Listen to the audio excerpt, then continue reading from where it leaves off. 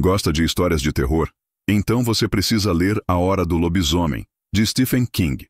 Um clássico arrepiante e agora com 27% de desconto. O link está na descrição do vídeo.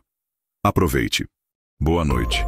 Meu nome é Lucas e quero contar uma coisa que aconteceu comigo há 12 anos. Nunca fui de acreditar em histórias de terror.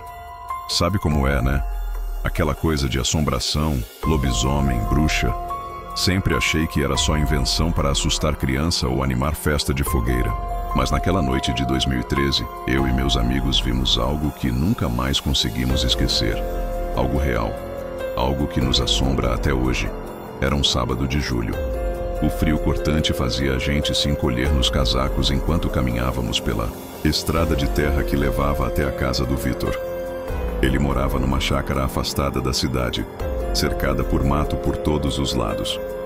O lugar era perfeito para reunir a galera, fazer churrasco e contar histórias até tarde. E foi exatamente isso que planejamos naquela noite. Eu, Vitor, Caio e Diego passamos o dia jogando videogame e rindo de besteiras. Quando o sol começou a sumir no horizonte, resolvemos acender a fogueira no quintal. O cheiro de lenha queimada misturado com o frio da noite dava um clima perfeito para histórias assustadoras. Foi o Diego quem começou. Ele falava sobre lendas da região, sobre fazendeiros que sumiram sem deixar vestígios, pegadas enormes encontradas no chão e uivos misteriosos vindos da floresta. A gente ria, tentando fingir que não estávamos impressionados. Mas lá no fundo, cada estalo da fogueira nos fazia arrepiar. Então, veio o primeiro uivo, longe, mas alto o suficiente para nos calar na mesma hora. Nossos olhos se encontraram e o riso morreu nos lábios. Deve ser um cachorro, tentei dizer, mas minha voz soou fraca. Um cachorro, Lucas? No meio do mato desse jeito? Caio rebateu nervoso. Antes que alguém pudesse dizer mais alguma coisa, o segundo uivo veio, mais perto e diferente. Era longo, profundo, como se rasgasse o ar ao nosso redor. O som parecia carregar algo primitivo, algo que nossos instintos reconheciam como perigo. Melhor a gente entrar, Vitor sugeriu, se levantando apressado. Não discutimos. Pegamos as lanternas e entramos na casa. O Vitor trancou a porta e eu fui até a janela tentando enxergar alguma coisa lá fora. A escuridão era quase total, mas a fogueira ainda iluminava o quintal, lançando sombras estranhas nas árvores. Foi então que o Diego sussurrou: "Tem algo ali?" Ele apontava para além da cerca, onde a mata densa começava. Estreitei os olhos e então eu vi. Primeiro, só um par de olhos brilhantes, refletindo a luz da fogueira. Depois, a forma surgiu, alta, peluda, ombros largos, membros longos e mãos... Mãos não. Garras. Aquilo era alto, 2 metros no máximo. Aquela coisa só podia ser o lobisomem. Meu coração disparou. A criatura se movia lentamente, observando a casa, os olhos fixos em nós. A respiração era pesada, como um rosnado, abafado. Quando ele deu o primeiro passo para a frente, o som de gravetos quebrando debaixo de suas patas nos fez recuar instintivamente. "Tranca tudo!" Caio gritou. Corremos pela casa, trancando portas e janelas. O Vitor pegou uma faca na cozinha, como se aquilo fosse nos proteger de uma coisa daquele tamanho.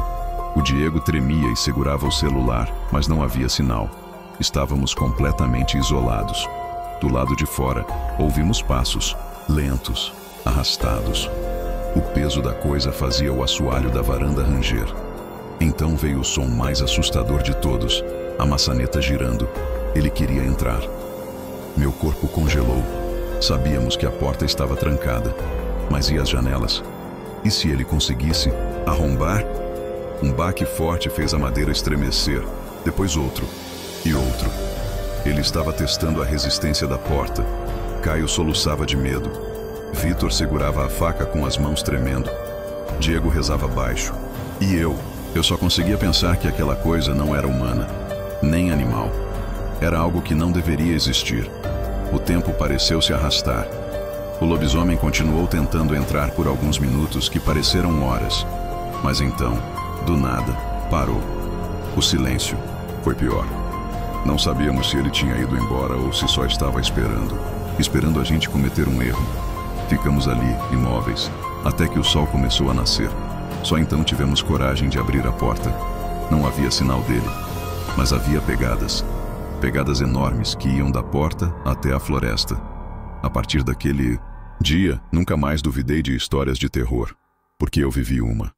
Boa noite a todos, meu nome é Miguel, e hoje quero contar uma história que aconteceu comigo em 1981. Desde criança, eu ouvia as histórias sobre o lobisomem de Serra Negra.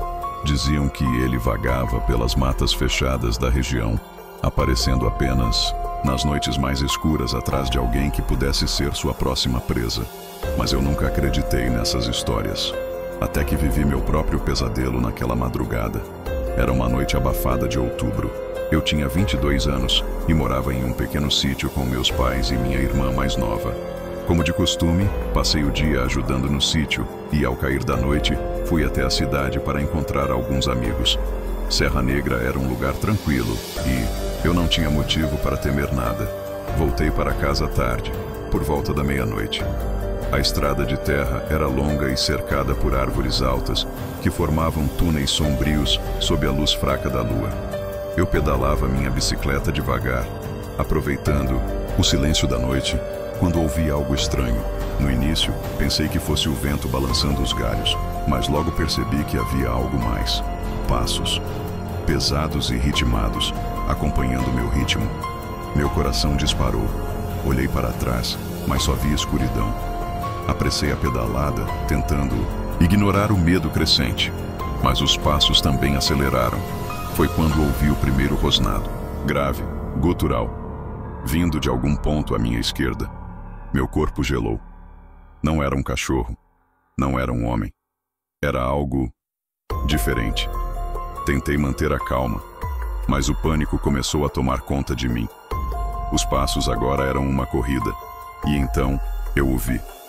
Saindo das sombras, uma criatura colossal saltou sobre a estrada, bloqueando meu caminho. Seu corpo era coberto de pelos negros e desgrenhados. Os olhos brilhavam como brasas, e a boca estava cheia de dentes enormes e afiados. Suas garras, compridas como navalhas, reluziam sob a luz da lua. Aquilo, sem dúvidas, era o tal lobisomem. O medo foi tanto que eu gritei. Me virei bruscamente e comecei a pedalar como nunca antes. Mas o lobisomem veio atrás de mim. Ele corria em 4 patas. Depois se erguia em 2. Sua velocidade era absurda. Eu sentia seu bafo quente se aproximando. Sua presença sufocante, logo atrás de mim. Meu destino era a ponte sobre o riacho. Ele era fundo, então eu tive a ideia de me jogar nele. Diziam que lobisomens não entram na água, pois suas pernas ou patas são desproporcionais. Porém, aí é que estava. Se eu conseguisse chegar lá, talvez tivesse uma chance. Mas só se eu conseguisse. Minhas pernas ardiam, o medo pulsava no meu peito e o monstro estava quase me alcançando. Mas, quando ele deu um salto para me pegar, a roda da bicicleta afundou num buraco. Eu fui arremessado para frente, rolando pelo chão com violência. O lobisomem soltou um uivo ensurdecedor. Tentei me levantar, mas minha perna doía. Provavelmente torci o tornozelo. A criatura avançou, lentamente, saboreando meu desespero. Seus olhos vermelhos se fixaram nos meus. Eu soube naquele instante que ia morrer. Foi quando um tiro ecoou pela floresta. O lobisomem rugiu e recuou. Outro tiro. Meu pai surgiu correndo da escuridão, segurando sua velha espingarda. "Corre, Miguel!" Ele gritou. Juntei forças e me arrastei para perto dele. Meu pai disparou novamente e a criatura soltou um uivo de dor antes de sumir nas sombras da mata. O tiro deve ter acertado nele em um ponto, mas não sei onde. Ajudado por meu pai, consegui chegar em casa. Minha mãe chorava, minha irmã estava apavorada. Trancamos todas as portas e janelas, enquanto os cachorros latiam enlouquecidos do lado de fora. Na manhã seguinte, encontramos pegadas enormes no chão, marcas de garras nas árvores e manchas de sangue na estrada. Mas ninguém ousou seguir o rastro. Desde aquela noite, nunca mais desacreditei das histórias sobre o lobisomem de Serra Negra. E toda vez que a lua cheia surge no céu, eu lembro daquele olhar faminto, E da certeza de que, se meu pai não tivesse aparecido, eu não estaria aqui para contar essa história. Temos que tomar muito cuidado.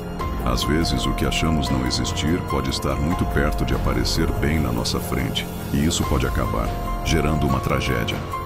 Por isso, nunca esqueça e sempre lembre-se: há mais coisas entre o céu e a terra do que podemos imaginar.